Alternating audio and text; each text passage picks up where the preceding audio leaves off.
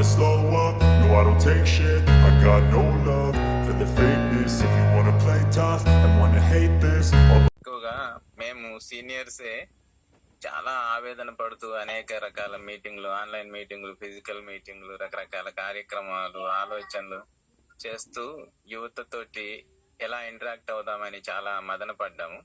ఈరోజు యూతే మీరందరూ కలిసి ఇలా మీటింగ్ పెట్టుకొని మమ్మల్ని ఇన్వాల్వ్ చేయడం చాలా సంతోషంగా ఉంది. అభినందనలు. నా పేరు మడివి నెహ్రూ, ఆదివాసీ సంక్షేమ పరిషత్ జాతీయ నాయకుడిని. అలాగే మన జేఏసీ, ఆంధ్రప్రదేశ్ ఆదివాసీ జేఏసీలో కూడా జాతీయ స్థాయి సభ్యుడిని. Thank you. మిగతా విషయాలు తర్వాత మాట్లాడదాం.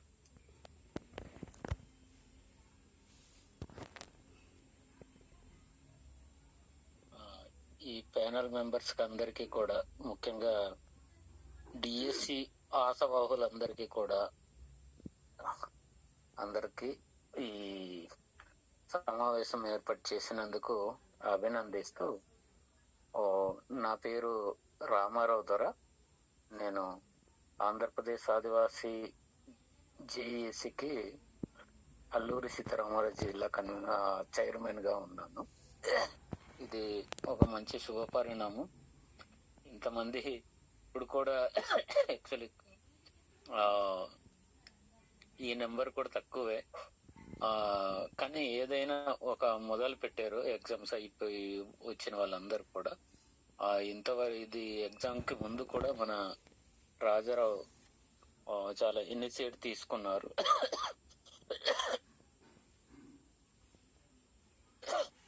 తీసుకుని 1-2 సార్లు మన డిస్కషన్ కూడా పెట్టడం జరిగింది.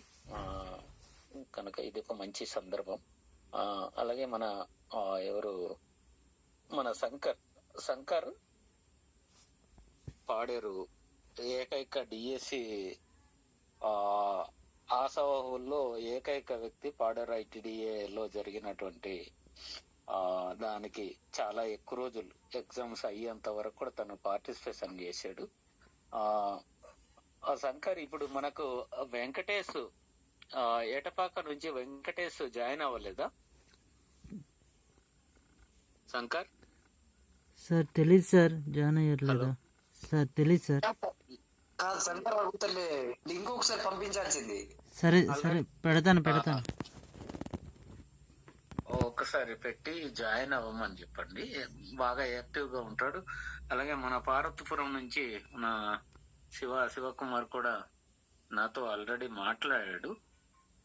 కానీ చిన్న పని వల్ల నేను విజయ్ అయిపోయి వాళ్ళకి చెప్పలేదు. ఒకసారి వెంకటేష్ కి కూడా ఏడవమని చెప్పండి శంకర్. సరే సార్, చెప్తాను సార్. అలాగే రాజారావు మన మిత్రుడు దీనికి ఈ సందర్భం ఏమిటనేది ఒకసారి మీరు ఇందాక డిస్కస్ చేశారు కదా, మేము కొంచెం లేట్ అయ్యాము. అది కొంచెం వివరించి అప్పుడు ముందుగా నెహ్రూ గారి ద్వారా మీరు కొంచెం మాట్లాడిపించండి. నేను కూడా ప్రిపేర్ గా ఉంటాను. Okay, thank you. Okay sir, భవిష్యత్ కార్యాచరణ జీవో నెంబర్ 3 గురించి చేయాలన్నటువంటి డిస్కషన్స్ ఉండేవి ముందు నుండే.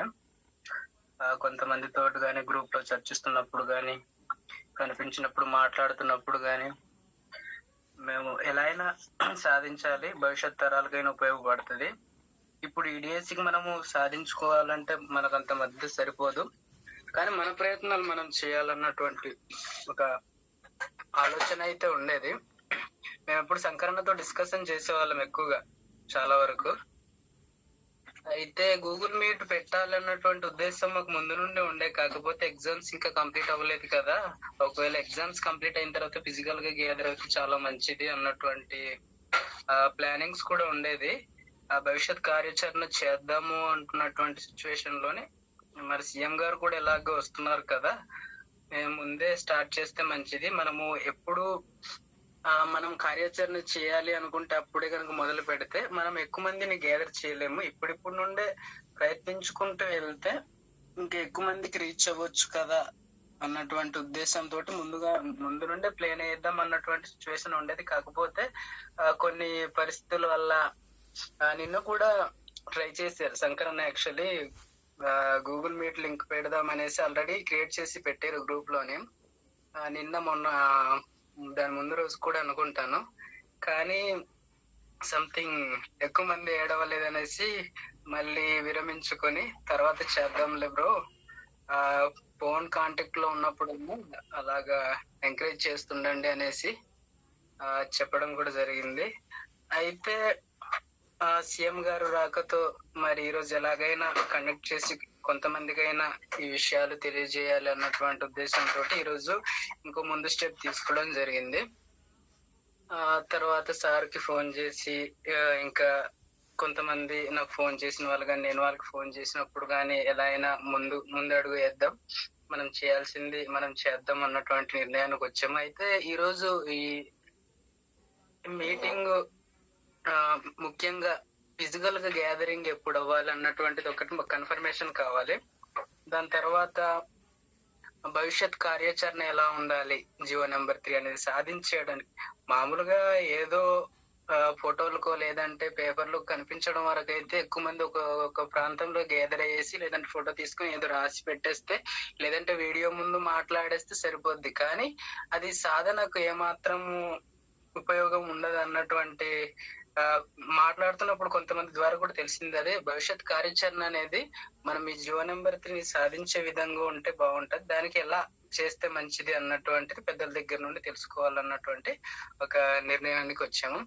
దాని తర్వాత షెడ్యూల్ ప్రాంత ఉద్యోగ నియామకాల చట్టం, చాలా మందికి ఈ జియో నెంబర్ 3 గురించే కొద్దిగా తెలిసినటువంటి సందర్భాల్లోని షెడ్యూల్ ప్రాంత ఉద్యోగ నియామకాల చట్టం తెలియాల్సినటువంటి అవసరం చాలా వరకు ఉంది.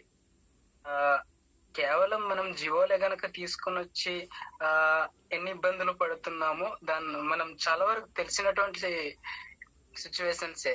చట్టమే గనక చేసుకోగలిగితే మనకు ఎవరు ఛాలెంజ్ చేసుకోలేని విధంగా ఉన్నటువంటి ఆ ప్రపోజల్ చాలా బాగున్నాయి, అది అందరికీ తెలియజేయాలి అన్నటువంటి ఒక ఆలోచన. అది దాని గురించి ఇప్పుడు కార్యాచరణ ఏ విధంగా ఉండాలి, ఫిజికల్ గ్యాదరింగ్ ఎప్పుడు, భవిష్యత్ కార్యాచరణ ఎలా చేద్దాము అన్నది పెద్దలను అడిగి వారి ఆలోచనను బట్టి ముందు కార్యాచరణ చేద్దాం అన్నటువంటి ఆలోచనలతోటే ఈ మీటింగ్ అరేంజ్ చేయడం జరిగింది. అది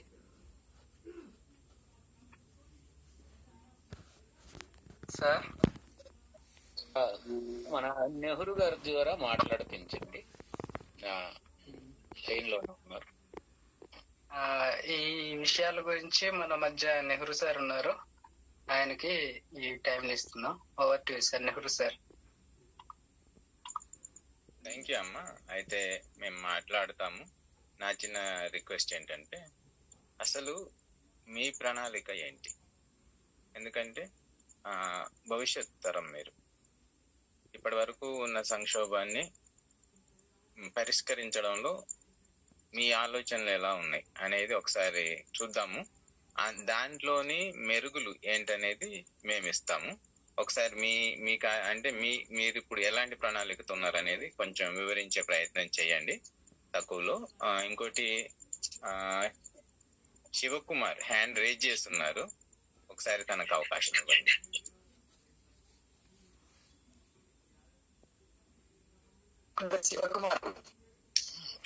హలో,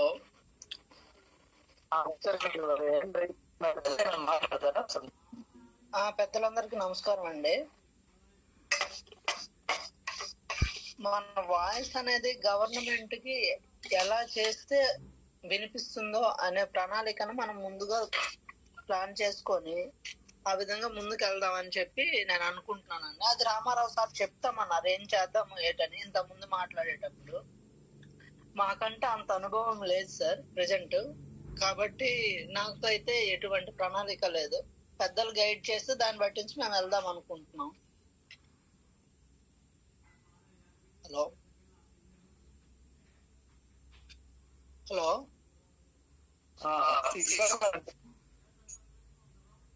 సార్. మాధవ్, ఒకరు గ్రూప్ లో నుంచి ఇప్పుడు మీ మాధవ్ గాని రాజారావు గాని ఇద్దట్లో ఎవరన్నా ఒకరు అధ్యక్షత వహించడం, అంటే ఒకరు మాట్లాడిన తర్వాత దాని కంటిన్యూషన్ అట్లా ఒకటి చూసుకోండి, ఎందుకంటే మిగతా వాళ్ళందరూ కన్ఫ్యూజ్ అవుతున్నారు. ఓకే, ఇప్పుడు మీ ప్రణాళిక అంటే మీటింగ్ ఆర్గనైజ్ చేసిన ఈ మీటింగ్ ఆర్గనైజ్ చేసిన మన టీమ్ లో మీకంటూ ఏదైనా ప్రణాళిక ఉందా రెడీగా? యాక్చువల్ సార్ ప్రణాళిక అనేది అయితే ఏం లేదు సార్. అంటే సడన్లీ మనకు రాజారావు కన్సెప్ట్ ఇప్పుడు మనము అంటే ఇదివరకు అంటే అనుకున్నాము, అంటే ఫిజికల్ మీటింగ్ చేసి అనుకున్నాము. అంటే పెద్దల ద్వారా అంటే మనకు ప్రణాళిక అనేది ఏం లేదు సార్. అంటే పెద్దలు ఏ విధంగా అయితే దీన్ని ముందుకు వెళ్తే మనము సాధించుకోగలము, ఎలా చేస్తే బాగుంటది, పెద్దల్ని అడిగి వారు చెప్పే ప్రకారంగా మనము ఫాలో అవుదాం అనేది ఒకటి ఉంది సార్. Okay, thank you. అయితే ఇప్పుడు మనం కాసేపు మ్యూచువల్ డిస్కషన్ పెడదాము. సీఎం ప్రోగ్రామ్ ఎప్పుడు? వచ్చే ఫస్ట్. ఇవాళ డేట్ ఎంత? 7వ తారీఖు, 27. అంటే 1వ తారీఖు వరకు. 1వ తారీఖు సీఎం ఎక్కడికి వస్తున్నారు సార్? పాడేరులో వస్తున్నారు సార్. పాడేరే ప్రోగ్రామ్. Okay, well done. అయితే మనకి ఇప్పుడు ఒక 3 రోజులు అంతే. 3 రోజులు ఇవాళ ఆల్రెడీ 3 రోజులు మాత్రమే టైం ఉంది. ఫిజికల్ మీటింగ్ ఎప్పుడు అనుకుంటున్నారు మీరు? ఈ 2 days లో సార్. రేపు అంటే ఎల్లుండి కానీ, రేపు కానీ ఎల్లుండి కానీ, ఈ 2 రోజులు అనుకుంటున్నాం సార్. మనకి దేనికైనా కూడా టైం చాలా తక్కువ ఉంది. ఇప్పుడు మన్యం జిల్లా నుంచి ఎంతమంది ఉన్నారమ్మా?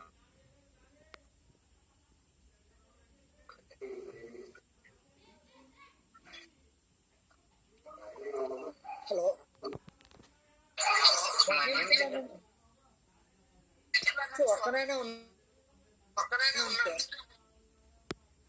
ఒక్కరే ఉన్నారు. అరకు పాడేరు నుంచే మొత్తం టీం అంతా కూడా దాదాపు అరకు పాడేరు నుంచే అంతే. Okay, well done. అయితే మనకి కేంద్రం ఇప్పుడు ఆమె కూడా పాడేరు, కాబట్టి పాడేరులోనే నాకు తెలిసి ఫిజికల్ అయినంత తొందరగా రేపే మీరు ఫిజికల్ చాలా కొద్ది మంది కనెక్ట్ అవ్వగలుగుతున్నాము. రెండోది, ఈ కొద్ది మందిలో కూడా మనం ఒక కార్యాచరణ తీసుకున్నాక దాన్ని గ్రౌండ్ లెవెల్లోకి తీసుకెళ్లి వర్క్ చేయడానికి కావాల్సిన ఇదిగా యాక్టివ్ గా ముందుకెళ్ళడానికి అనేక రకాల ఇబ్బందులు జరుగుతున్నాయి. మనం ఈ మధ్యలో ఏదైతే మనం ఏజెన్సీ ఉద్యోగ నియామకాల చట్టం రిలే నిరాహార దీక్షలు చేసిన సందర్భంలో మనకి ఆన్లైన్ మీటింగ్లలో నుంచి ఎక్కువ ఫిజికల్ మీటింగ్ నుంచి వచ్చినంత కార్యాచరణకి ఉద్యుక్తులైనంత సీరియస్ గా ఆన్లైన్ మీటింగ్ లో వచ్చిన క్యాడర్ అంతా కూడా జరగలేదు. ఇది మనకి ప్రత్యక్షంగా జరిగిన అనుభవం. కాబట్టి మీరు వీలైతే రేపే మీరు ఫిజికల్ మీటింగ్ పెట్టుకొని కార్యాచరణని ఫిజికల్ గా డిసైడ్ చేసుకోండి. అయితే ఇప్పుడు బ్రీఫ్ గా ఎలా ఉండాలి ఏంటనేది మనం మాట్లాడుకోవచ్చు, కానీ మీరు ఫైనల్ గా రేపే మీటింగ్ పెట్టుకొని రేపు ఆ మీటింగ్ వెంటనే మీరు కార్యాచరణలోకి దిగిపోవాలి అనేది అయితే నా సలహా. అట్లయితేనే మనం సీఎం దృష్టికి ఎలా వెళ్ళాలి అనేది. అయితే సీఎం దృష్టికి వెళ్ళేటప్పుడు ఇందాక నేను జాయిన్ అయిన వెంటనే ఎవరో మన ఫ్రెండ్ మాట్లాడుతున్నది విన్నాను. ఇప్పటి వరకు రేపొద్దున స్థానిక సంస్థల ఎలక్షన్లు వస్తున్నాయి. మన ప్రభుత్వానికి సంబంధించి అధికార పార్టీకి సంబంధించిన ఎమ్మెల్యేల దగ్గర గాని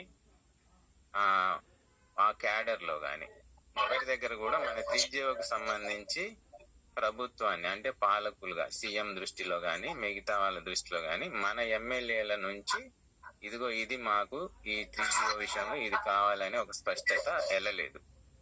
ఇది ఈ రోజే కాదమ్మా, తరతరాలుగా అంటే మనకి స్వతంత్రం వచ్చి ఎలక్షన్ సిస్టమ్ వచ్చినప్పటి నుంచి కూడా మన ఉద్యమము మన డిమాండ్.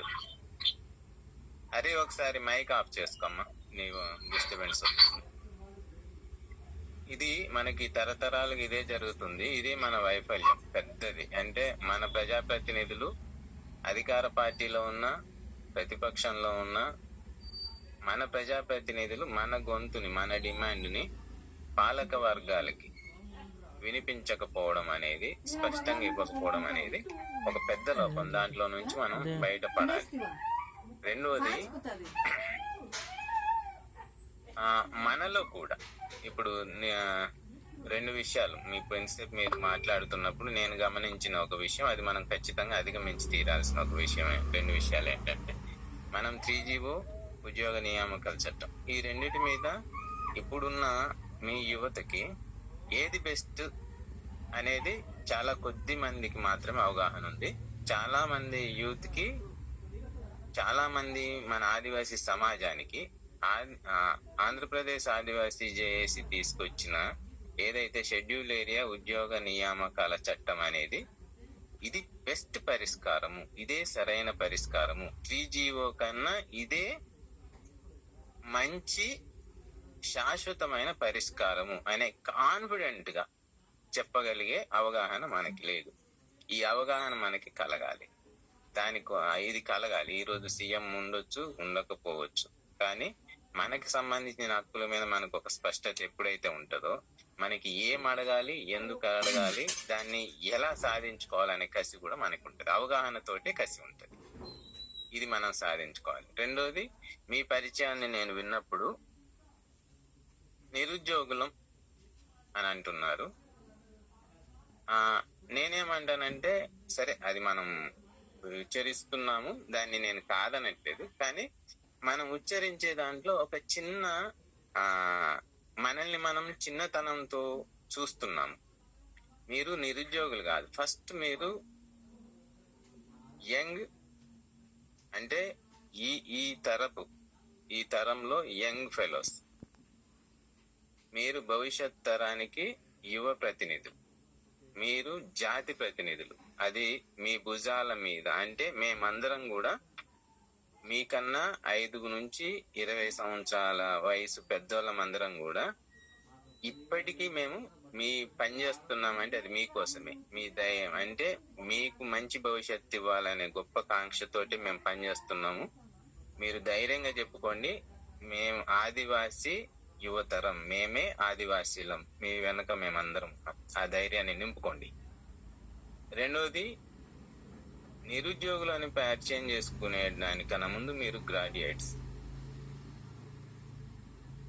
మా తర్వాత జనరేషన్, మా తర్వాత మేము ఫస్ట్ జనరేషన్ ఎడ్యుకేటెడ్ అయితే, మీరు మా టైంలో మేము 10వ తరగతి వరకు, ఇంటర్ వరకు, డిగ్రీ వరకు చేయడానికి చాలా కొద్ది మంది చేసేవాళ్ళం. ఇప్పుడు మీరు ఎక్కువ మంది వచ్చారు అంటే మా శక్తి కన్నా మీరు ఇప్పుడు 3-4 రెట్లు ఎక్కువ మంది గ్రాడ్యుయేట్స్ ఉన్నారు. మీ యువతరం మాకన్నా చాలా విశాలంగా, శక్తివంతంగా ఉంది. ఆ శక్తి మీ మాటల్లో, మీ పరిచయంలో స్పష్టత రావాలి. ఆ గంభీర్యం మీలో రావాలి. ఆ గంభీర్యం లేకుండా మనం ఎందుకున్నామంటే మనకి సరైన అవగాహన లేదు. అవగాహన వచ్చిన రోజు ఆటోమేటిక్ మీకు ఆ ధైర్యం, ఆ గంభీర్యత వస్తుంది. అది నింపుకోవాల్సిందే యువతరం, అది నింపుకోవాల్సిందే. ఇన్ని మనం చేసేదంతా కూడా మనం విజేతలుగా, మనం ఈ దేశ నిర్మాతలము. అది మన చరిత్ర. ఈ రోజు మనం అత్యంత అన్యాయానికి గురవుతున్న మొదటి పౌరులం. అన్యాయం, ఏ రకమైన అన్యాయం జరిగినా మొదటి బాధితులం మనం. అంటే ఇంత అన్యాయానికి గురయ్యే సమాజానికి రేపటి పౌరులు మీరు. అంటే విజయానికి, అంటే మన సమాజాన్ని గెలిపించడానికి సిద్ధంగా ఉన్న యువకులు మీరు. కాబట్టి మీరు ప్రతి విషయంలో అవగాహన పెంచుకున్న రోజు, మీలో ధైర్యము, మీలో కాన్ఫిడెన్స్, మీలో గంభీర్యత పెరిగిన రోజు, మీరు మాట్లాడుతుంటే, మీరు ఇందాక అన్నారు మనం ఏం చేస్తే ప్రభుత్వానికి చేరుద్ది అని. మనకి ఎప్పుడైతే అవగాహన పెరుగుద్దో, ఇంతకుముందుగా నేను ఎప్పుడు ఒక మాట చెప్తుంటా, సమాజం అంతా మరుగుజ్జు సమాజం అయితే, అంటే సమాజంలో ఒక మానవ సమాజం అంతా 2-3 అడుగులు లిల్లీ పుట్స్ లాగా ఉంటే, లీడర్ మాత్రం 6 అడుగుల బుల్లెట్ లాగా ఎందుకు ఉంటాడు కదా? అంటే మనం ఎంత అవేర్నెస్ గా ఉంటామో మన లీడర్ అంతకన్నా అవేర్నెస్ గా ఉంటాడు. ఇది రెండు వైపుల నుంచి జరగాలి. మనం అమాయకంగా మనమే తెలిసి తెలియకుండా ఉంటే మన నుంచి వచ్చే లీడర్ కూడా మనకన్నా కొంచెం మెరుగ్గా ఉంటాడు. అందుకే మన సమాజం ఎంత అవేర్నెస్ గా ఉందో మన లీడర్ అంతకన్నా అవేర్నెస్ గా ఉంటాడు. మనలో నుంచే లీడర్ వస్తాడు కాబట్టి ఈ తరం మీరెంత అవేర్నెస్ గా ఉంటారో మీలో నుంచి పుట్టుకొచ్చే లీడర్ కూడా రేపటి లీడరు మాకన్నా అద్భుతంగా ప్రభుత్వాన్ని ఎదిరించేటట్టు, ప్రభుత్వాన్ని నిలదించేటట్టు, ప్రభుత్వం మన సమాజం గురించి ఆలోచించేటట్టు వస్తాడు. అలా రావాలంటే మన అందరం కూడా అవేర్నెస్ లోకి రావాలి. ఇది ఈ ఒక్క రోజు కోసం కాదు, ఈ ఒక్క డిమాండ్ కోసం కాదు. మన జాతిని గెలిపించాలనే గొప్ప సంకల్పం మన భుజాల మీద ఉంది. మన సమాజం మీద, మన మీద బాధ్యత ఉంది. కాబట్టి దానికోసం మనం సిద్ధపడాల్సింది. ఇది మనం చేస్తున్నది కేవలం ఈ డిఎస్సి ఉద్యోగం గురించి మాత్రమే కాదు. మనం చదువుకున్న బిఈడి టీటీసీ సర్టిఫికేట్ కి ఒక అర్థవంతమైన ఇన్కమ్ జనరేషన్ చేసుకోవడానికి కాదు. ఈ ఉద్యోగం రానంత మాత్రాన మీరు నిరుద్యోగులుగా మిగిలిపోరు. ఎట్టి పరిస్థితుల్లో నిరుద్యోగులు కాదు, ఏ పని చేత గాని పరిస్థితుల్లో మాత్రమే నిరుద్యోగులుగా ఉంటాం. నిరుద్యోగులు అంటే ఏ పని చెయ్యలేని వాళ్ళు మాత్రమే నిరుద్యోగులు. ఏ పనైనా చేయడానికి సిద్ధంగా ఉండే వాళ్ళందరూ కూడా భవిష్యత్ ప్రతినిధులే. కాబట్టి మన ముందు ఆ మానసికమైన మనల్ని మనం చిన్నగా చూసుకునే, మనల్ని మనం అయోమయంలో ఉంచుకునే ఆ పరిస్థితుల్లో నుంచి మనం బయటపడదాం. ఇది మనం పర్సనల్ గా మాట్లాడుకునే విషయం. ఇకపోతే ఇందాక నేను అన్నట్టు ఫిజికల్ మీటింగ్ తొందరగా ఏర్పాటు చేసుకోండి. రెండోది, అందులో నుంచి కార్యాచరణ తీసుకోండి. ఇకపోతే మేము రకరకాల ప్రయత్నాలు, ఆంధ్రప్రదేశ్ ఆదివాసీ జేఏసీగా గొప్ప విషయం ఏంటంటే మీకు ఖచ్చితంగా చెప్పి తీరాలి. మనకి దాదాపు 80 దశకం తర్వాత, అంటే 90వ దశకం, అంటే 1990 ప్రాంతం నుంచి రాజకీయ పార్టీలు, రాజకీయ విధానాలు ఆదివాసీ సమాజాన్ని సరైన పరిష్కారాలు ఇవ్వట్లేదు. మన గురించి రాజకీయాలు ఆలోచించట్లేదు. మన గురించి మనమే పోరాడాలి, సాధించుకోవాలనే గొప్ప ధ్యేయంతో ఆదివాసీ సంఘాలు అనేటి మన సమాజంలో మన ముందు తరాలు సృష్టించడం, నాయకత్వం వహించడం అనేది మొదలైంది. అప్పటి నుంచి ఇప్పటి వరకు అనేక రకాల సంఘాలు అనేక రకాల ప్రాంతాల్లో పుట్టుకొచ్చాయి. ఎక్కడికక్కడ ఒక చిన్న పరిధుల్లో పనిచేస్తూ వస్తే, ఈ తరంలో ఇప్పుడు మీ కళ్ళ ముందున్న మేమందరం కూడా ప్రాంతాలకు అతీతంగా తెగలు, మన దగ్గర రకరకాల తెగలుగా మనం విడిపోయి ఉన్నాం. అలాంటి చిన్న చిన్న జాతులు, తెగలకి అతీతంగా మన పూర్వీకులు లేకపోతే మన అన్నలో పుట్టించిన ఆ సంఘాలలో మేమందరం కూడా బాధ్యులము, ప్రతినిధులం. అలాంటి నేను పలానా సంఘం అనే అంటే ప్రాంతం అనే అడ్రస్ ని, తెగ అనే అడ్రస్ ని, సంఘం అనే అడ్రస్ ని, వీటన్నిటినీ కూడా దాటి మేమంతా ఒకే జాతి, మనమందరం ఒకే డిమాండ్ కోసం పనిచేద్దాము. కాబట్టి దాన్ని దాటి ఇప్పుడు ఆంధ్రప్రదేశ్ ఆదివాసీ జేఏసీగా శ్రీకాకుళం నుంచి శ్రీశైలం వరకు అందరం ఒక తాటి మీద పనిచేస్తున్నాము. ఇది మేము మీకైతే చాలా గర్వంగా చెప్పగలం. ఎందుకంటే మనతో దాదాపు 10 రాష్ట్రాల్లో 5వ షెడ్యూల్ ప్రాంతం ఉంటే, మన పక్కనే ఇంకో తెలుగు రాష్ట్రం తెలంగాణ ఉంటే ఎక్కడా సాధ్యమనే ఒక గొప్ప విషయం ఈ రోజు మన కళ్ళ ముందు మన నాయకత్వం అంతా కూడా ఒక్క డిమాండ్ సాధించుకోవడానికి ఒక్క తాటి మీదకి వచ్చి పనిచేస్తున్నాము. కాబట్టి మీరందరూ కూడా ఈ గొప్ప విస్తృతమైన విశాలమైన దృక్కోణాన్ని అర్థం చేసుకొని మాతో మీరందరూ కలిసి పనిచేస్తే నిజంగానే రేపు మన జాతిని విజయవంతమైన జాతి అంటే ఇక్కడ సైన్స్ స్టూడెంట్స్ ఉంటే అర్థం అవుద్ది. ప్రకృతి ధర్మము దాన్ని డార్విన్ చాలా గొప్పగా వివరించాడు. ఏంటంటే పరిణామ క్రమానికి అనుగుణంగా తనని తాను పరిణామం చెందించుకొని ఏ జీవి అయినా సరే అంతర్ధానం అయిపోద్ది. అంటే మన తాత ముత్తాతలు ఉన్న కాలం పరిస్థితులు వేరు, ఇప్పుడు మనం జీవిస్తున్న పరిస్థితులు వేరు. మన అస్తిత్వాన్ని, మనదైన ఐడెంటిటీని వదులుకోవద్దు. మనదైన సొంత యునిక్నెస్ ని మనం వదులుకోక్కర్లేదు. కానీ ఇప్పుడున్న కాలమాన సామాజిక పరిస్థితి, రాజకీయ పరిస్థితులకు అనుగుణంగా మనం కూడా పందా మార్చుకొని మన జాతిని, మన భవిష్యత్ తరాలను బతికించుకోవడానికి మనం ప్రకృతి ధర్మాన్ని, డార్విన్ సిద్ధాంతాన్ని ఫాలో అవ్వాలి. దాన్ని గొప్పగా ఫాలో అవుతున్న గొప్ప సమాజం ఏదంటే ఇప్పుడు ఆంధ్రప్రదేశ్ లో ఉన్న ఆదివాసీ సమాజం. చాలా retired employees, retired IAS officer దగ్గర నుంచి నాకు లాంటి ఒక చిన్న ఉద్యోగి వరకు, జాతీయ స్థాయిలో పనిచేస్తున్న వాళ్ళ దగ్గర నుంచి లోకల్ గా పనిచేస్తున్న వాళ్ళ వరకు అందరం కూడా ఒక తాటి మీద పనిచేస్తున్నాం. ఇది మేము మీకు ఇస్తున్న గొప్ప, ఈ తరానికి మేము ఇస్తున్న గొప్ప వారసత్వ ఐక్యత. అంటే నినాదాలకే పరిమితం కాలేదు, మీ ముందు మేము అంత ఐక్యంగా కలిసి పనిచేస్తున్నాం. మీ తరానికి మేము ఇస్తున్న గొప్ప మార్గదర్శకం ఇదే. దీంతో మీరు ఇలాగే భవిష్యత్తులో కూడా మనమంతా ఆదివాసీల ఐక్యత వర్ధిల్లాలి కాదు, ఆ వర్ధిల్లుతుంది మన దగ్గర. దీన్ని కంటిన్యూ చేయాల్సిన బాధ్యత అయితే మీ మీద ఉంది. ఇకపోతే మన 3GOన రామారావు దొర గారు కూడా ఇంకొంచెం వివరంగా మాట్లాడాల్సిన అవసరం ఉంది. ఆ తర్వాత మేము కూడా ఇంకా చిన్న డౌట్స్ ఏమైనా మీ దగ్గర నుంచి తీసుకోవాలనుకుంటున్నాం. ఎందుకంటే చాలా రోజుల తర్వాత మీకు మీరుగా మమ్మల్ని పిలిచి మాట్లాడిస్తున్నారు కాబట్టి కొన్ని విషయాలు కూలంకషంగా వివరంగా మాట్లాడాలనుకుంటున్నాం కాబట్టి కొంచెం ఎక్కువ టైం తీసుకుంటాం. అయితే 3GO ఉద్యోగ నియామకాల చట్టం, ఏజెన్సీ ఉద్యోగ నియామక చట్టం, దీని విషయంలో మీకు ఇప్పటికే చాలా మందికి తెలుసు, మీ ఈ ప్యానెల్ ఉన్న వాళ్ళకి. 3GO అనేది వన్ ఆఫ్ ది, అంటే 29 జీవోలు 86లో వస్తే, 29 రకాల డిపార్ట్మెంట్లకు సంబంధించిన జీవోలు వస్తే అందులో ఎడ్యుకేషన్ డిపార్ట్మెంట్ కి సంబంధించింది 275 అనే జీవో 86లో వచ్చింది.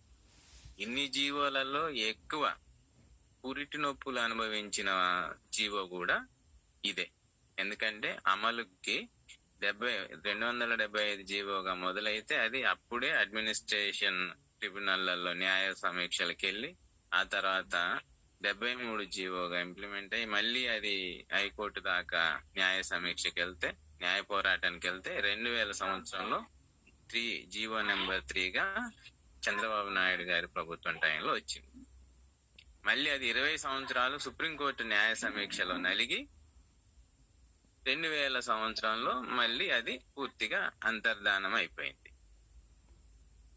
అంటే ఇప్పుడు మనం 3GOని పునరుద్ధరణ కోరుతున్నది కేవలం ఎడ్యుకేషన్ డిపార్ట్మెంట్ లోని ఉద్యోగాల కోసం కాదు.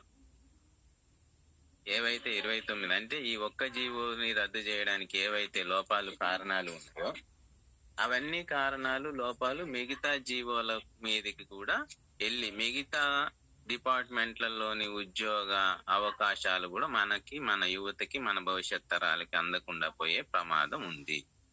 దానికోసమే ఆంధ్రప్రదేశ్ ఆదివాసీ జేఏసీలోని నాయకత్వం అంతా కూడా ఒక తాటి మీదకి వచ్చి ఒక్క జీవోని, ఒక్క డిపార్ట్మెంట్ లోని ఉద్యోగాల్ని కాదు, ఏజెన్సీ ప్రాంతంలో ఉన్న అన్ని రకాల ఉద్యోగాల్ని మనం కాపాడుకోవాలి. అది ఎలా కాపాడుకోవాలంటే పూర్తిగా న్యాయ సమీక్షలో భవిష్యత్తులో మళ్ళీ ఎవరు కూడా వేలు పెట్టి గెలకలేని విధంగా మనం దాన్ని భవిష్యత్ తరాలకు అందించాలనేది మా సంకల్పం. దానికోసమే ఏజెన్సీ ప్రాంత ఉద్యోగ నియామకాల చట్టం. అంటే ఏవైతే 29 రకాల శాఖలు అందులో మనకి రిజర్వేషన్లు ఉన్నాయో వాటన్నిటికీ, అంటే కేవలం డిఎస్సి ఉద్యోగాలు, అంటే డిస్ట్రిక్ట్ లెవెల్ పోస్టులలో ఉండే అన్ని రకాల ఉద్యోగాలు, కేవలం టీచర్ పోస్టులకు బిఈడి టీటీసీ చేసిన వాళ్ళ కోసం మాత్రమే ఇది కాదు. ఏఎన్ఎం ట్రైనింగ్ చేసిన పిల్లల కోసం, వెటర్నరీ డిపార్ట్మెంట్ లో డైరీ ఫార్మ్ చదివిన పిల్లల కోసం, అగ్రికల్చర్ లో డిప్లొమా చేసిన పిల్లల కోసం, అసలు 10th ఇంటర్ పాస్ అయ్యి ఏదో చిన్న ఉద్యోగానికి అప్లై చేసుకునే అవకాశం ఉండే ప్రతి ఒక్క యువత కోసం కూడా ఈ ఉద్యోగ నియామకాల చట్టం అనేది ఉపయోగపడేటట్టు. అంటే ఏజెన్సీ ప్రాంతంలో, మన 5th షెడ్యూల్ ప్రాంతంలో ఉండే ఎటువంటి ఉద్యోగం అయినా సరే, అది వాచ్మెన్ దగ్గర నుంచి డిఎస్సిలో నోటిఫై చేసే జూనియర్ అసిస్టెంట్ క్యాడర్ వరకు, అందులో పోలీస్ అయి ఉండొచ్చు, వాచర్ అయి ఉండొచ్చు, గార్డ్ అయి ఉండొచ్చు, టీచర్ అయి ఉండొచ్చు, అటెండర్ అయి ఉండొచ్చు, ఆయా అయి ఉండొచ్చు, జూనియర్ అసిస్టెంట్ అయి ఉండొచ్చు, రికార్డ్ అసిస్టెంట్ అయి ఉండొచ్చు, ఎనీ డిపార్ట్మెంట్. వీటన్నిటిని అంటే ఇది యువత కోసం ఈ తరం ఉద్యమం చేస్తూ ఒక గొప్ప పరిష్కారాన్ని మేము ఇస్తున్నాం. దీంట్లో ముందు తరం మేము మీకోసం పనిచేయడానికి సిద్ధంగా ఉన్నాం. మాతో పాటు ఉద్యోగస్తులుగా ఎవరైతే ఉన్నారో మొదటి తరం మన రిజర్వేషన్ ఫలాలను అందుకున్న ఎంప్లాయీస్, వాళ్ళందరినీ దీంట్లో ఇన్వాల్వ్ అయ్యేటట్టు చేస్తున్నాం. ఆ బాధ్యత మన ఇద్దరం కలిసిన రోజు కంపల్సరీ ఉద్యోగస్తులందరూ వచ్చేస్తారు. ఇది మన ముందున్న కార్యక్రమం. ఇప్పుడు మనకి ఇన్స్టెంట్ గా వచ్చిన ఇన్సిడెంట్ ఏంటంటే సీఎం గారు ఆల్రెడీ ఇదివరకే మేము శ్రీకాకుళం నుంచి శ్రీశైలం వరకు అన్ని గ్రామాల్ని, అన్ని ప్రాంతాలని కలుపుతూ చైతన్య యాత్ర చేయాలని, అలాగే మొన్న ఐటీడీఏలలో ఎక్కడెక్కడైతే ఎన్ని ఐటీడీఏలు అయితే మనకున్నాయో అన్ని ఐటీడీఏలలో మనకి రిలే నిరాహార దీక్షలు జరిగాయి. ఆ దీక్షలు అనంతరం మళ్ళీ అదే డివిజన్ హెడ్ క్వార్టర్లలో అదే ఐటీడీఏ ఆధ్వర్యంలో అదే ఐటీడీఏ ముందు మనం మళ్ళీ ప్రభుత్వానికి మనం కోరుతున్న డిమాండ్ బలంగా వినిపించాలని మళ్ళీ అక్కడ బహిరంగ సభలు లాంటివి చేసుకుంటూ ముందుకెళ్లాలనేది మా జేఏసీ కార్యక్రమంలో, కార్యాచరణలో మేము ఇప్పుడు అప్డేట్ చేసుకుంటున్నాం. అందులో మీ భాగస్వామ్యం, మీ పాత్ర మరింత ఎక్కువ ఉండాలనేది మేము కోరుకుంటున్నాం. ఇన్స్టెంట్ గా ఏంటంటే ఇప్పటికిప్పుడు మనకి రిప్రజెంటేషన్ ఇవ్వాలి. అది యువత రిప్రజెంటేషన్ గా ఉండాలి. అందులో జేఏసీ పాత్ర కూడా ఉంటది. యువత రిప్రజెంటేషన్ యువతది, జేఏసీ రిప్రజెంటేషన్ జేఏసీది. మీరు అన్నట్టు పాడేరు వస్తున్నారంటే కంపల్సరీ జేఏసీ రిప్రజెంటేషన్ ఇవ్వడానికి ఒక అవకాశం ఉంటది. యువత తరపున రిప్రజెంటేషన్ ఇవ్వడానికి అవసరమైతే ఆ కలెక్టర్లతోటి ఆ పర్మిషన్లు మాట్లాడే బాధ్యత జేఏసీ తీసుకుంటది. కాకపోతే మా కోరిక ఏంటంటే ఇప్పటికైనా ఎగ్జామ్ కంప్లీట్ అయిన వాళ్ళు అయితే ఇక్కడ మళ్ళీ అపోహ ఒకటి బాగా బలంగా ఉంది. దాన్ని ఎలా ఇది చేయాలనేది మీరు మాతో కలిసి పనిచేస్తే తప్ప అది సాధ్యం కాదు. అది మాకు తెలుసు. అదేంటంటే మన యువతకి మన గ్రామీణ ప్రాంతంలో ఇప్పటికీ 3GO కోసం ఉద్యమం జరుగుతుంది. ఇది 3GO అంటే డిఎస్సి అభ్యర్థులు, డిఎస్సి అంటే టీటీసీ బీఈడి చేసిన అభ్యర్థుల కోసమే ఈ ఉద్యమం నడుస్తుంది అనేది చాలా మందిలో ఒక అపోహ ఉంది. ఆ అపోహని మనం ఖచ్చితంగా పోగొట్టాలి. ఇది డిఎస్సి టీటీసీ బీఈడి చేసిన యువత ఉద్యమం కాదు. ఇది భవిష్యత్ తరాల ఉద్యమం. ఇది మన జాతిని కాపాడుకునే, మన భవిష్యత్ తరాన్ని కాపాడుకునే, మన భవిష్యత్ తరాన్ని ఆర్థిక స్వావలంబన వైపు నడిపించుకునే ఉద్యమం అనేది మనకి తెలియాలి, మన సమాజానికి తెలియాలి. ముఖ్యంగా మీ యువతకి, చదువుకున్న యువతకే దీని మీద అవగాహన లేదంటే మన గ్రామాలలో అవగాహన లేదనేది స్పష్టమవుతుంది. ఇంకోటి ఏంటంటే నేను ముగించబోయే ముందు చెప్పేది, 3GO కేవలం ఉద్యోగాల్ని మాత్రమే మనకి ఇవ్వలేదు. ఒక సమాజాన్ని వినూత్నంగా ఒక్కసారిగా 20 సంవత్సరాల్లో ఎప్పుడు జరగనంత మార్పుని తీసుకొచ్చి ఇచ్చింది. ఎలా అంటే చాలా తక్కువ మంది పిల్లలు మనకి చదువుతుండే వాళ్ళు, ఎక్కువ మంది డ్రాప్ అవుట్ అయిన తర్వాత కూడా తల్లిదండ్రులు చదువు అని బలవంతం చేసేవాళ్ళు కాదు. ఎందుకంటే చదువుకున్నా ఏం చేసేది ఉంది అనేది ఒక ఇది పరిస్థితి మన సమాజంలో నెలకొని ఉండేది. ఎప్పుడైతే 3GO లాంటి జీవోలు వచ్చి ఉద్యోగాలు మనకి చదువుకున్న పిల్లలకల్లా ఉద్యోగాలు రావడం మొదలు పెట్టిందో ఒక్కసారిగా మన గ్రామాలలో, మన ఆదివాసీ సమాజంలో ఎడ్యుకేషన్ పర్సెంటేజ్ పెరిగింది. ప్రొఫెషనల్ ఎడ్యుకేషన్ పర్సెంటేజ్ పెరిగింది. ఏఎన్ఎంలు చేసే వాళ్ళు పెరిగారు, స్టాఫ్ నర్స్ చేసే బిఎస్సి నర్సింగ్ జిఎన్ఎం చేసే వాళ్ళు పెరిగారు, టీటీసీలు బీఈడీలు చేసే వాళ్ళు పెరిగారు. ఇట్లా ప్రొఫెషనల్ కోర్సులు చేసే వాళ్ళు కూడా పెరిగారు. ఈ విద్యాభివృద్ధికి కారణం ఈ ఉద్యోగాల జీవోలు, అందులో ప్రధానంగా 3GO.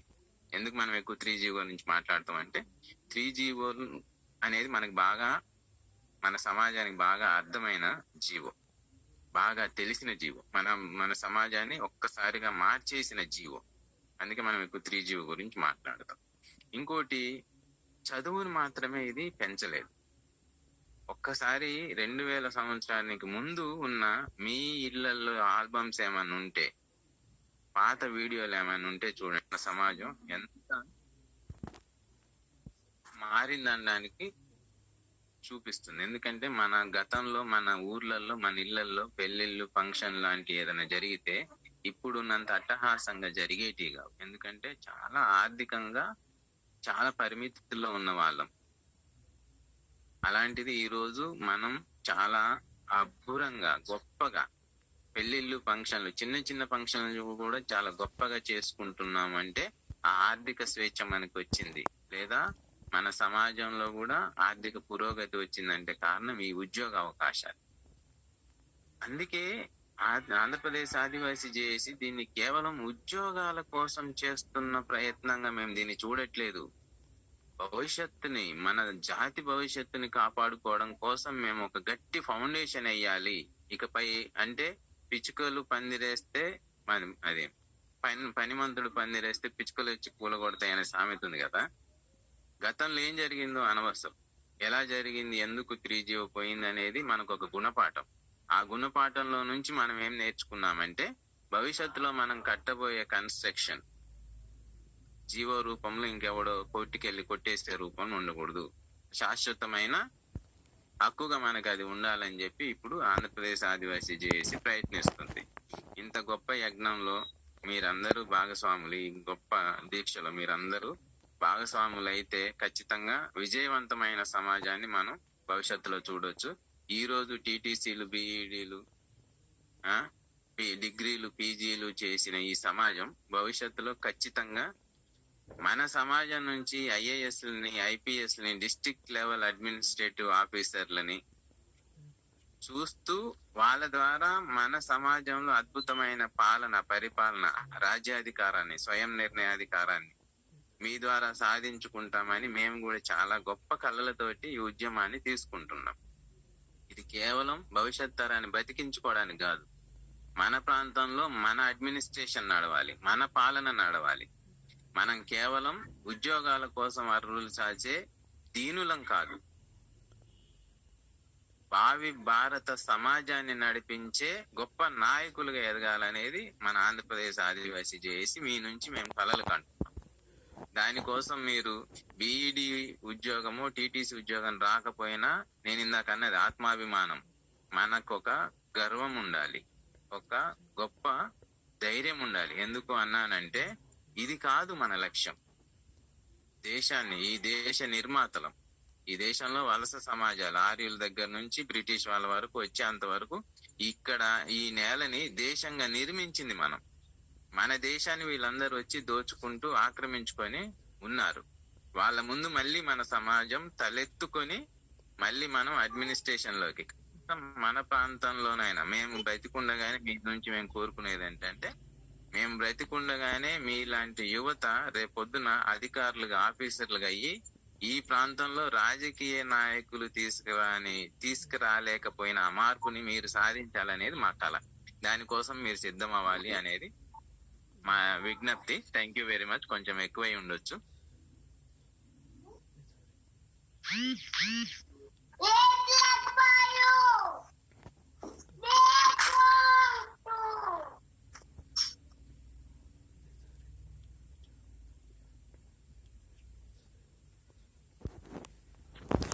Thank you sir.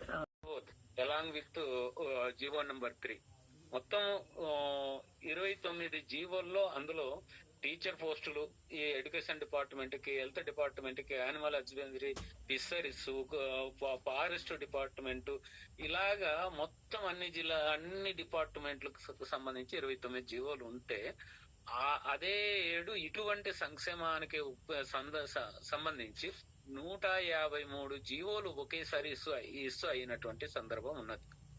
కనుక ఈ జీవోలు ఎవ్వరికి లేదు అంటే అందరు కూడా సెక్యూర్ గానే ఉన్నారు, బాగానే ఉంది, అందరు జీవోలు నడుస్తున్నాయి.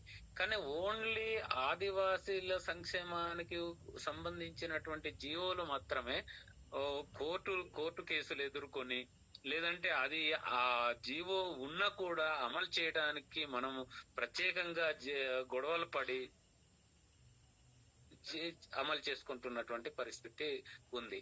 అంటే మిత్రులారా, 86లో 275 జీవోని ఇష్యూ చేసి టీచర్ పోస్టులు ఇచ్చిన తర్వాత మళ్ళీ 1988లో ఇది కోర్టు కేసు ఎదుర్కొని ఆ ట్రిబ్యునల్ కొట్టేస్తే మళ్ళీ దాని మీద కోర్టుకు వెళ్ళిన తర్వాత మళ్ళీ ఇంకొక మనం అది మనకు ఫేవర్ గానే ఉండడం వలన మళ్ళీ మనకు 2000 సంవత్సరంలో ఇదే చంద్రబాబు నాయుడు గారు జీవో 3ని ఇష్యూ చేయడం, మళ్ళీ జీవో 3 రూపంలో తెస్తూ ఆ 100% టీచర్ పోస్టులు అన్ని ఉద్యోగాలు కాదు మిత్రులారా, మీరు వినండి. అంటే 100% ఉన్నాయి.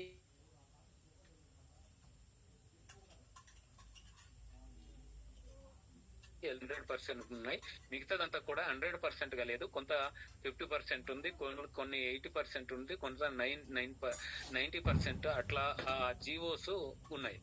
ఉన్నటువంటి సందర్భంలో ఈ జీవో నెంబర్ 3 ఎప్పుడైతే కొట్టివేయబడిందో, మరి ఈ జీవో నెంబర్ 3 కాకుండా మిగతా 28 జీవోల మీద కూడా ఇదే ప్రభావాన్ని ఇదే సుప్రీంకోర్టు జడ్జిమెంట్ ను ఉపయోగించి అదే బూచిగా చూపించి మిగతా జీవోస్ అన్ని కూడా కొట్టివేసేటటువంటి ప్రమాదం ఉన్నది.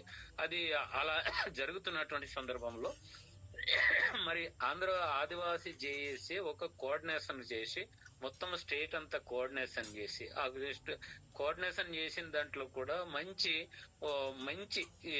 సోషల్ కాన్సెప్ట్ కలిగి మన హక్కుల మీద, మన ఆదివాసీ సంక్షేమం మీద, ఆదివాసీల మనుగడ మీద బాధ్యత కలిగినటువంటి ఇంటెలెక్చువల్స్ అందరినీ కూడా స్టేట్ వైడ్ గా ఒక స్థితికి తీసుకొచ్చి దీని మీద పెద్ద డిస్కషన్స్ పెట్టిన తర్వాత అందులో మనం ఇప్పుడు మన ఆంధ్రప్రదేశ్ ఆదివాసీ జేఏసీకి ఈ రోజు స్టేట్ చైర్మన్ గా ఒక retired IAS officer Baburao Naidu గారు ఉన్నారు.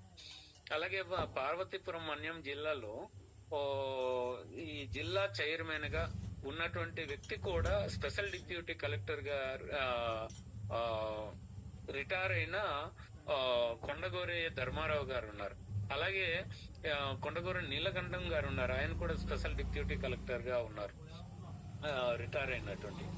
ఇలాగ వీళ్ళందరితో మొత్తము ఇప్పుడు ఈ రాజ్యాంగాన్ని వడపోసేటటువంటి ప్రయత్నంలో మన కొవాసి శ్రీనివాసరావు గారు, ఆయన ఒక గ్రూప్ 1 ఆఫీసర్, ఒక పైర్ ఆఫీసర్ గా ఉండి తను ఒక లీగల్ గా అనేక అంశాల మీద మనకు ఇది బయటికి తీసుకొచ్చి మనం ఈ ఉద్యమానికి సహకారం చేస్తున్నటువంటి వాళ్ళు ఉన్నారు. కొంతమంది ఇప్పుడు మొడయం శ్రీనివాస్ గారు లాంటి వాళ్ళు ఆయన గ్రూప్ 1 ఆఫీసర్ పోస్ట్ కి రిజైన్ చేసి అప్పుడు మళ్ళీ మన ఆంధ్రప్రదేశ్ ఆదివాసీ జాయింట్ యాక్షన్ కమిటీలో పనిచేస్తున్నారు. ఇలాగ ప్రతి సందర్భంలో ప్రతి లెవెల్లోనూ ఒక మంచి ఇంటెలెక్చువల్స్ ఉండడం వలన ఇప్పుడు మనం ఏం చేస్తున్నామంటే ఈ ఆంధ్రప్రదేశ్ ఈ అస్తమానం ఈ జీవోలు అయితే కొట్టేస్తున్నారు. ఈ కొట్టేయడం వలన ఏ రోజైనా కూడా మన సమాజానికి ముప్పు వస్తుంది. ఇప్పుడు మనం కొంచెమైనా మాట్లాడుతున్నాము, తర్వాత తరం కనీసం ఈ మనలాగా కూడా మాట్లాడకపోతే ఆ రోజు ఈ జీవోలు కూడా మొత్తం పోయేటటువంటి పరిస్థితి ఉంటాయి. కనుక ఇప్పుడు మనం ఏం చేయాలంటే దీనికి శాశ్వతమైనటువంటి పరిష్కారము జీవో కాదు, చట్టం చేయాల్సి ఉంది. ఆ చట్టం కూడా ఎలా చేయాలంటే రాజ్యాంగంలోని 244 ఆర్టికల్ 244 ప్రకారంగా ఏర్పడినటువంటి 5th షెడ్యూల్ దానికి మూలము. ఈ 5th షెడ్యూల్ అనేది ఇది ఒక బఫర్ జోన్ లాంటిది, ఆదివాసులకి ఇది ఒక బఫర్ జోన్ లాంటిది. ఈ బఫర్ జోన్ ని ఎవరు కూడా రావడానికి ఇతర ప్రజలు ఎవరు రావడానికి వీల్లేదు. అంటే నాన్ ట్రైబల్స్ ఎవరు వచ్చి ఇక్కడ సొరబడడానికి వీల్లేదు. మీరు చూస్తుంటారు మన టైగర్ సెంచరీస్ లేదంటే పికాక్ సెంచరీస్ ఇలాంటివి సెంచరీస్ ఉంటాయి. ఆ సెంచరీస్ లో అది బఫర్ జోన్ కింద ప్రకటించి దాన్ని ఆ జంతువుల్ని అక్కడ పెట్టి ఎవరు కూడా బయట జంతువులకి హాని కలిగించేటటువంటి మానవ సంచారం గాని ఏమి గాని అక్కడ లేకుండా చేస్తారు. అలాగే చేయడానికి ఉపయోగించిందే ఈ schedule area, 5th schedule area. అలాగే ఈశాన్య రాష్ట్రాల్లో 6th షెడ్యూల్స్ లో ఉన్నాయి. ఈ షెడ్యూల్ ఏరియాలో ఉద్యోగాల పేరిట కూడా నాన్ ట్రైబల్స్ ని ఇక్కడ చొప్పించడానికి వీల్లేదు. ఈ అంశాలని మనము లేవనెత్తి మాట్లాడుతున్నాం ఇప్పుడు. ఇదిగో ఈ పెసా చట్టం ఉంది, పెసా చట్టం ప్రకారంగా పెసా చట్టం ప్రకారంగా చూసినా, లేదంటే అటవీ హక్కుల చట్టం ప్రకారంగా చూసినా, ఈ 170 చట్టం చూసినా, ఈ 5th షెడ్యూల్ తీసుకున్నా, రాజ్యాంగంలో 244 ఆర్టికల్ తీసుకున్నా కూడా, ఇవన్నీ తీసుకున్నా కూడా ఇక్కడ నాన్ ట్రైబల్స్ ఈ ట్రైబల్ లైఫ్ ని, ఈ ప్రైవసీ అంటే ట్రైబల్స్ వాళ్ళ వ్యక్తిగతమైనటువంటి ప్రైవసీని కూడా దెబ్బతీయడానికి వీలు లేదు అనేటటువంటి కోణం నుంచి మనం తీసుకొని ఈ జీవో కాదు, ఈ మనం చట్టం చేసుకోవాలి. చట్టం చేసుకోగలిగితే ఎవరు ఈ మనకు ఇబ్బంది పెట్టరు. అంటే మీరు మిత్రులారా, ఇప్పుడు ఈ రూపంగా వచ్చింది మనకు పెసా చట్టం వచ్చింది కూడా ఈ రూపంగా వచ్చింది. పెసా చట్టం కూడా 94లో ఒక చట్టం 92లో అనుకుంటాను, 92లో కేంద్రం చట్టం చేసింది, 94లో స్టేట్ చట్టం చేసింది. చట్టం చేస్తే ఈ చట్టము ఈ 5th షెడ్యూల్ ప్రకారంగా ఈ ప్రాంతాలకి ఇది అమలు చేస్తే ఖచ్చితంగా మనకు అన్యాయం జరుగుతుంది, ట్రైబల్స్ కి అన్యాయం జరుగుతుందని చెప్పేసి ఆ రోజు మన గోండ్వాన సంఘర్షణ సమితి వాళ్ళు ఆదిలాబాద్ జిల్లాలో ఉంటది. ఇక్కడ మనకి జేఏసీ లాగానే అది ఒక పెద్ద సంస్థ. అది ఆదివాసీల హక్కుల కోసం మాట్లాడేటటువంటి సంస్థ. ఆ సంస్థ వేసినటువంటి కేసు ప్రకారంగా అప్పుడు మళ్ళీ మనకు extension to scheduled area act అని చెప్పేసి, Panchayati Raj extension to scheduled area act అని చెప్పేసి 96లో మనకు పంచాయతీ చట్టం వచ్చింది. అదే విధానాన్ని మనం అనుసరించి ఈ రోజు మనం ఈ షెడ్యూల్డ్ ప్రాంతాల ఉద్యోగ నియామకాల చట్టం చేయాలనేటటువంటి ఒక డిమాండ్ మనం ముందుకు తీసుకొచ్చిన తర్వాత దాన్ని ప్రభుత్వం ఇప్పటికే 2 దఫాలుగా మేము వెళ్ళి ప్రభుత్వంతో కన్వర్జేషన్ జరిగిన తర్వాత వాళ్ళు మొన్న మే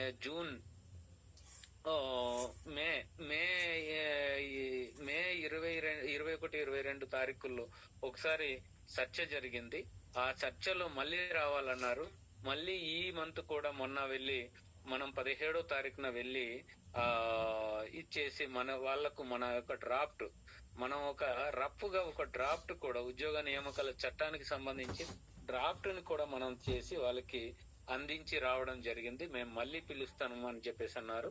ఓకే, ఈలోగా మన దగ్గరికి సీఎం గారు వస్తున్నారు కాబట్టి మరి ఆ సీఎం గారితో కలిసేటటువంటి దానికి కూడా మనం ఖచ్చితంగా ఒక ప్రయత్నం చేయాలి. ఇందాక నెహ్రూ గారు చెప్పినట్టు మనం రిప్రజెంట్ చేసేదానికి మనము ఖచ్చితంగా ఉంటున్నాము. అక్కడ మనము ఒక రిప్రజెంటేషన్ చేస్తాము. ఆ దాంట్లో మీరు ఉండాలి. దట్టు ఇంకొకటి ఇందాక నొక్కి చెప్పారు మన నెహ్రూ గారు, మనం ఎప్పుడు బాధితులుగానే మనకు అన్వయించుకుంటున్నాం. మనం నిరుద్యోగులు మనము దయాదాక్షిణ్యలతో అడగకూడదు మిత్రులారా. మనం ఏదైనా కూడా మనకున్నటువంటి మనం ఎంత దయాదాక్షిణ్యాలుగానే కాకుండా మనము మన హక్కుల మీద అవగాహనతో మనం అడగాలి. దానికి బెస్ట్ ఎగ్జాంపుల్ ఏంటంటే, మొన్న వెళ్ళి మేము ఇదిగో కొవ్వాసి శ్రీనివాసరావు గారు, ఇంకొక మొడియం శ్రీనివాసరావు గారు సుమారుగా ఒక 10 పుస్తకాలు పట్టుకొచ్చారు. ఈ కొన్ని జడ్జిమెంట్లు, ఒక దేశవ్యాప్తంగా ఉన్నటువంటి ట్రైబల్స్ కి అనుకూలమైనటువంటి జడ్జిమెంట్లు, ఈ సుప్రీంకోర్టు జడ్జిమెంటు, అలాగే రాజ్యాంగంలో మనకేం చెప్తుంది, 5th షెడ్యూల్ ఏం చెప్తుంది, 244 ఆర్టికల్ ఏం చెప్తుంది, ఇలాంటివన్నీ కూడా పుస్తకాలు తీసుకొచ్చి అప్పుడు పెట్టి ఇలాగ మేము ఈ డిమాండ్ మేము పెడుతున్నాము, ఇది మీరు ఈ చట్టం చేయాలని చెప్పేసి అడిగేసరికల్లా వాళ్ళు ఏంటి దీనికి ప్రాతిపదిక అనేసరికల్లా మొత్తం రాజ్యాంగం అంతా కూడా తీసి వాళ్ళ ముందు పెట్టి చూపించడం జరిగింది. చూపించిన తర్వాత ఇలాగుందా అని చెప్పేసి అందరూ కూడా మద్దతుగా నిలిచినటువంటి సందర్భం ఉన్నది మిత్రులారు. కనుక ఇంత విశాలమైనటువంటి దృక్పథంతోనే దీనిని ఒక ముందు జాగ్రత్తతో రేపు ఈ మనం ఏదైతే జీవో నెంబర్ 3 పోయిన తర్వాత జీవో నెంబరు 3ని పునరుద్ధరించాలి అని చెప్పేసి మొదలుకున్నటువంటి నినాదము ఇప్పుడు ఎంత దాకా వచ్చింది అంటే మనలో మనం కూడా పరిపక్వత, మనలో మనకే పరిపక్వత ఎంత దాకా వచ్చింది అంటే జీవో నెంబర్ 3ని పునరుద్ధరించాలి అనేటటువంటి దగ్గర నుంచి పునరుద్ధరించడం కాదు, దీన్ని చట్టం చేయాలనేటటువంటి స్థితికి మనం వెళ్ళగలిగాం. కనుక దీనికి ఏం చేద్దాము అంటే ఈ ప్రయత్నంలో డిఎస్సి పోస్టులకు సంబంధించి ఆల్రెడీ మనము ఒక కేసు ఆల్రెడీ చేసాము. దాంట్లో ఐదుగురులో వన్ ఆఫ్ ది పిటిషనర్ నేను కూడా ఉన్నాను. ఈ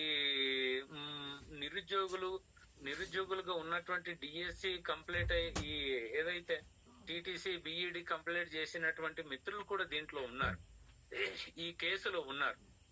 కానీ ఈ ప్రయత్నం అన్ని విధాలుగా మిత్రులారా ఈ ఎప్పుడైనా కూడా మనం ఏం చేస్తామంటే ఒక కేసు ఇచ్చిన తర్వాత ఒక లాయర్ కి అప్పచెప్పిన తర్వాత మనం ఏం చేస్తామంటే ఆయన లాయర్ ఏం చెప్తే మనం అది చేసి ఎక్కడ సంతకం పెట్టమంటే అక్కడ మనం పెడతాము, వాళ్ళు వేస్తారు. వేసిన తర్వాత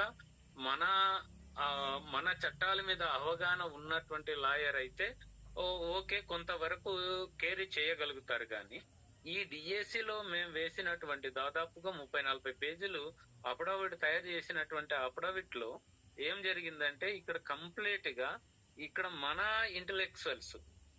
ఇంటలెక్చువల్స్ తయారు చేయడం జరిగింది. మేమంతా ఈ జూమ్ మీటింగ్ లో వాటిల్లో చేసినటువంటి సందర్భంలో డిస్కషన్ చేసి ఎక్కడైనా ఏదైనా మనకు పాజిటివ్ అంశాలు ఏమున్నాయో మొత్తం క్రోడీకరించి మనం పెట్టడం. ఇది మనం వేసినటువంటి కేసు దాదాపుగా ఆల్మోస్ట్ ఆల్ మనం రాజ్యాంగానే ఒక సవాల్ చేస్తూ వేస్తున్నటువంటిది.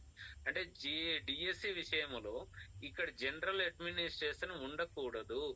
జనరల్ అడ్మినిస్ట్రేషన్ ద్వారా వచ్చినటువంటి చట్టాలు గాని ఏదైనా జీవోలు గాని ఇవన్నీ కూడా యథాతథంగా అమలు చేస్తే వాటి వల్ల రాజ్యాంగబద్ధంగా మాకున్నటువంటి హక్కులకి భంగం కలుగుతుంది. కనుక మీరు ఈ ఏదైతే డిఎస్సి ఇచ్చినటువంటి 16-15 జీవోస్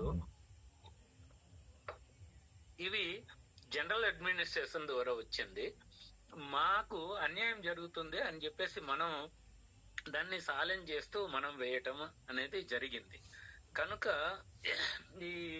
ఇప్పుడు దీంట్లో మీరన్న దాంట్లో నిజంగానే మీరు ఏదైనా మీకు ప్రత్యేకమైనటువంటి కార్యాచరణ ఉంటే ఓకే, మీరు ఇది అయిపోయిన తర్వాత మాకు కూడా కొంచెం బ్రీఫ్ చేయండి. కానీ ఇప్పటికిప్పుడు ఈ డిఎస్సి అభ్యర్థులు డిఎస్సి పోస్టుల గురించి ఈ పోస్టుల గురించి మేము వెళ్ళిన ప్రతిసారి అలా మాట్లాడుతున్నప్పుడు వాళ్ళు ఏం చెప్తున్నారంటే ఇది మనకు కాజ్ అనేది దొరకటం లేదు, స్టాప్ చేయడానికి కాజ్ అనేది దొరకటం లేదు. గవర్నమెంట్ ఒక ప్రతిష్టాత్మకంగా తీసుకున్నటువంటిది ఈ దీంట్లో ఆపడానికి కాజు లేదు అని చెప్పేసి అంటున్నారు. కానీ మనం చెప్పింది కూడా ఏంటంటే దానికి కాజు లేకపోవడం లేదు, ఉన్నది, మీరు ఆపడానికి కూడా ఆపవచ్చు.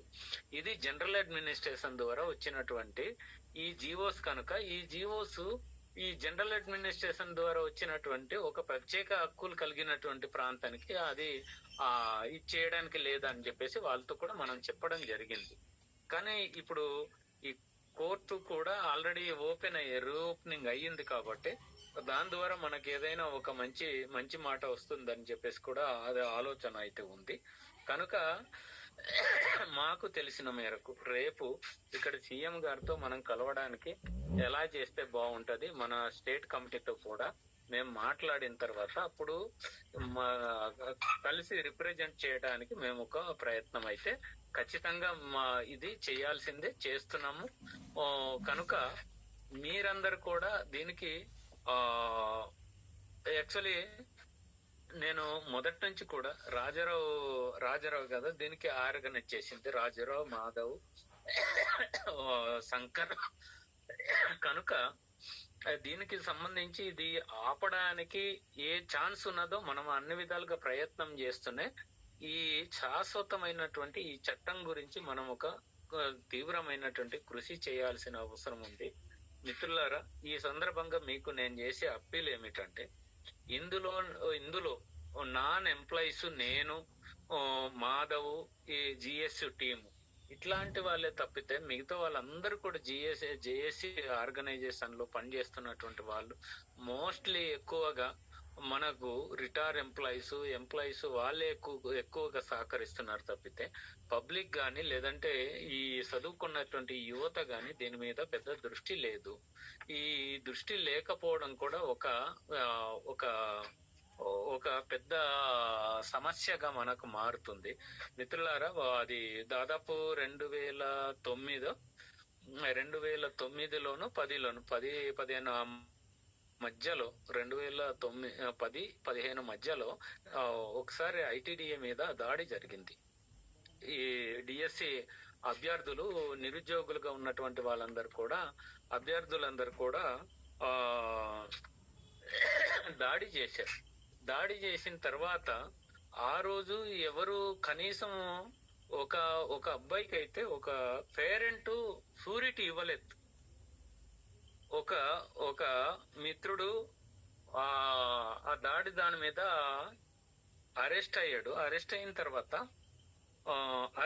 తర్వాత మేము బెయిల్ కోసం ఆ రోజు జేఏసీ లేదు, గిరిజన విద్యార్థి సంఘం మేమేం చేసామంటే మొత్తం అందరికి షూరిటీలు బెత్తాయించటం, మళ్ళీ షూరిటీలు బెత్తాయించడం ఒకటి, ఆ కోర్టు ఫీజులు కూడా కొంతమందికి మేమే దాన్ని సేకరించి చేయటం అనేది జరిగింది. మాకు వేరే ఉద్దేశమే ఏమీ లేదు.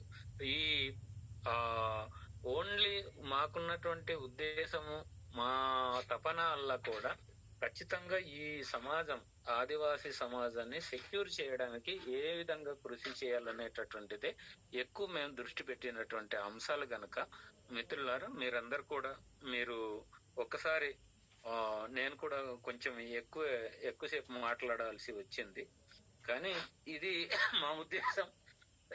ఎల్లుండు ఖచ్చితంగా దీన్ని మెమొరాండము వాళ్లకు నేరుగా సీఎం గారికి చేరే విధంగా మనం ఒకటి చేద్దాము. ఆ ప్రయత్నంలో మేము అందరం కలిసి చేద్దాము. కానీ దీన్ని ముందుకు తీసుకువెళ్ళడానికి మీరు ఈ ఉద్యోగాలు రాకపోతే ఇంకా ఏమీ లేదు, మాకు ఏమీ లేదు, ఇంకా ఎందుకు అనేటటువంటి స్థితికి వెళ్లాల్సిన అవసరం లేదు. మీరు గాని, నేను రాజారావుతో గాని, మన మిత్రులతో కూడా కొంత చెప్తూ ఉంటాను. అంటే మీరు ఈరోజు కొంచెం మీరు పెయిన్ భరించి ఈ ఉద్యమాన్ని మీ చేతుల ద్వారా నడిచేటట్టు ముందుకు తీసుకు వెళ్ళగలిగితే మీతో పాటు మిగతా సమాజానికి కూడా మంచి జరుగుతుంది అనేటటువంటిది నేను చెప్తున్నటువంటి మాట. కనుక మనం ఏం చేద్దామంటే ఇది ఇక్కడతో ఆపవద్దు.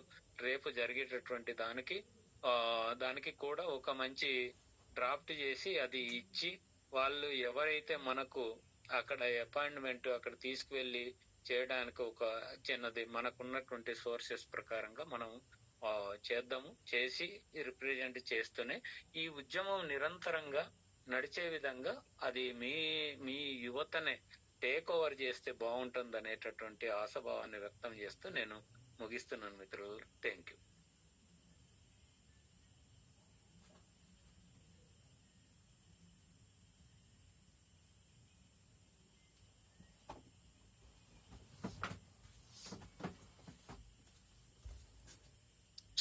అదే క్లియర్ గా కొంచెం కట్ అవుతుంది సార్, కొంచెం సిగ్నల్ ప్రాబ్లం ఉండదు సార్. సిగ్నలే డ్రాప్ అవుతుంది. అవును సార్. ఇప్పుడు వినిపిస్తుందా Madhav? Okay Madhav? Okay sir. Sir okay sir. అంటే ఇప్పుడు కూడా చూడండి, మీ తరపున డిఎస్సి అభ్యర్థులకి అన్యాయం జరిగింది, మా ట్రైబల్స్ కి ఇంత అన్యాయం జరిగింది, ఇది న్యాయం చేయమని చెప్పేసి మీకు తెలిసి ఎవరైనా ఒక్క ఎమ్మెల్యే గాని, ఎంపీ గాని, లేదంటే ఏ ఒక్క వేరే నాయకుడైనా కూడా, ఏ పార్టీకి సంబంధించి ప్రతిపక్షంలో ఉన్నా లేదంటే రూలింగ్ పార్టీలో ఉన్నా కూడా ఎవరైనా మాట్లాడినట్టు మీకు ఈ డిఎస్సి గురించి అసెంబ్లీలోనో లేదంటే గత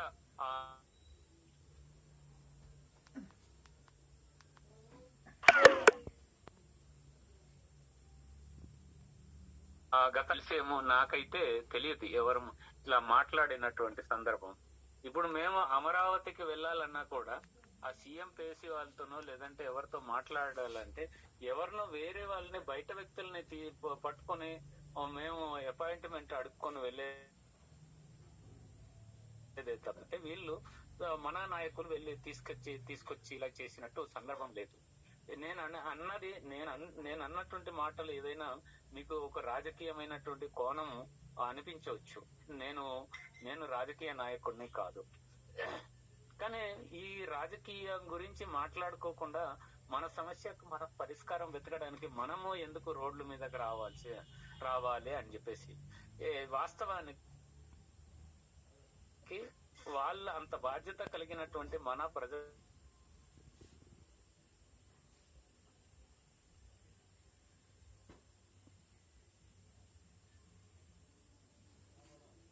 ప్రతినిధులు ఎవరైనా ఉంటే ఇదిగో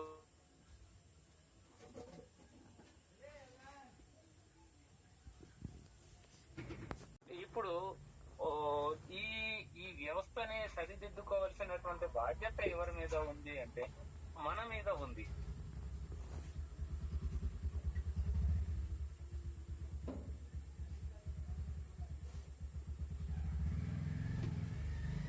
మనం నష్టపోతున్నాం. వన్ టైం లీడర్స్ వాళ్ళు ఏం చేస్తున్నారు, ఏం చేసాము, నాకేం వచ్చింది అనేటటువంటి ఇదే తప్పితే మళ్ళీ కనీసం ఈ జాతి కోసం ఏమీ మాట్లాడే పరిస్థితి లేదు. కనుక మిత్రులారా, ఇప్పుడు ఇందాక మన మిత్రుడు పూర్తిగా ఈ ఎందుకు డిఎస్సి జీవో నెంబర్ 3 పోయిన తర్వాత ఈ ఆ షెడ్యూల్ ప్రాంత ఉద్యోగ నియామకాల చట్టం ఎలా చేయాలనేటటువంటి దాంట్లో తాపాత్రయపడేటటువంటి ఈ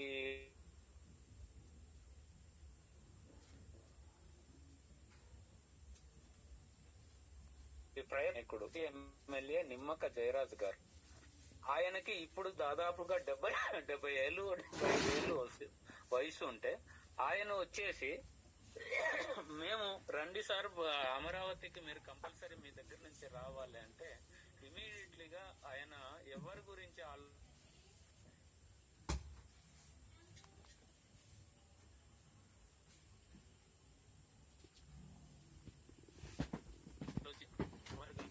మేము మొన్న కూడా చాలా ప్రయత్నం చేశాం దీనికి సంబంధించి. ఇలాగా మనం చేద్దాం, మీరు మాట్లాడాలి, అసెంబ్లీలో మాట్లాడాలి, మరి సీఎం గారితో మాట్లాడాలి, అధికారులతో మాట్లాడాలి అంటే ఇప్పుడు వరకు పరిస్థితి లేకపోవడమే మనకు ఒక పెద్ద దౌర్భాగ్యంగా మనకైతే అనిపిస్తుంది. కనుక మిత్రులారా, ఇది ఏదైనా ఒక సిచ్యువేషన్ మన జాతిని మనం కాపాడుకోవడానికి మనం ఎంత విశాలంగా మనం ఆంధ్రప్రదేశ్ ఆదివాసీ జేఏసీ ఆలోచిస్తుందో ఇందాక నెహ్రూ గారు కూలంకుశంగా చెప్పడం జరిగింది. ఇది ఒక్క డిఎస్సి ఉద్యోగాల గురించో లేదంటే